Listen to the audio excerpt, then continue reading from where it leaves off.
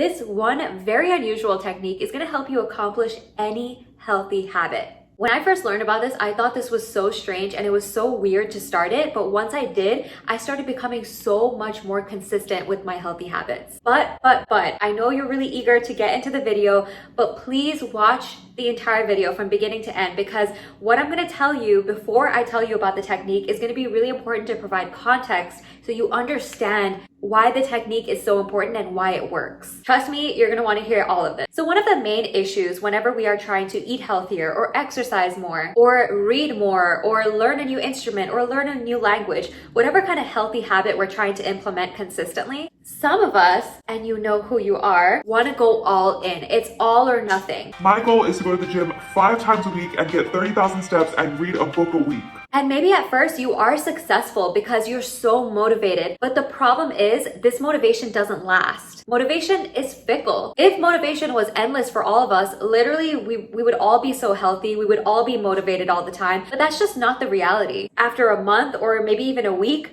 or maybe even a day after going really hard and doing all these healthy habits, your brain is like, nope, this is too much, and reverts back to its old ways. So let's do a little pop quiz. It's called What's Healthier for Your Body? Ready? What's healthier, reading 1 page of a book per day or not reading anything ever?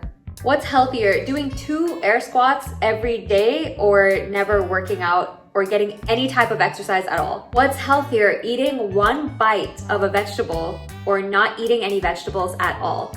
Drinking 1 glass of water or not drinking water at all? Walking for 5 minutes per day, just 5 minutes, or being sedentary all day and sitting at home and never going outside. So the point of this very sarcastic quiz is to hopefully prepare you for the shock of what I'm about to say next. The technique that will help you stick to any habit is making that habit so ridiculously and utterly small that you simply cannot fail. If you're struggling to eat vegetables, eat 1 bite of a vegetable every day. If you're struggling with cooking, turn on the pot of water but don't make anything. If you're struggling with exercising, put on your gym clothes without the expectation of going to the gym. Play 1 note on the piano every day.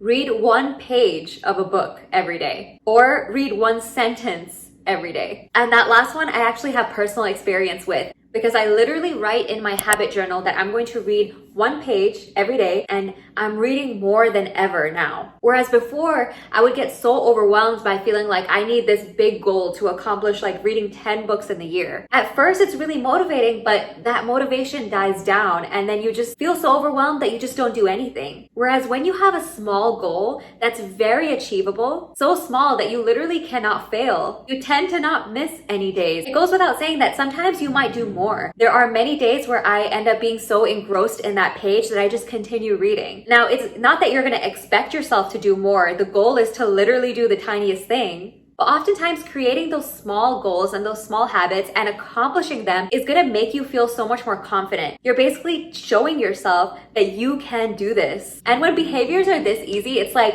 motivation who? You don't even need it. You're not relying on motivation. As we shouldn't, because it's very fickle. It's okay to take baby steps. You don't have to go all in when you're starting healthy habits, because they take time. But if you're able to be consistent, you can start really small and then build from there once you feel confident. But the important thing here is that you're actually establishing these healthy habits into your busy life, and you can grow them at your own pace. This entire video was really inspired by the book Tiny Habits. And the author is actually a behavioral scientist, so he really knows what he's talking about. Somehow that book was even more inspiring to me than Atomic Habits. So if you have or haven't even read Atomic Habits yet, I would highly recommend Tiny Habits. Looks like I didn't go over 10 minutes, so you won't know what the surprise is until maybe the next time. Subscribe and stay tuned for the next Tika Talks on Tuesdays to see if I do go over 10 minutes, to see what the surprise is gonna be. If you're down to watch more on my channel, I listed some videos here, and I'll see you guys in a nutrition Q&A video very soon. I'm working on it.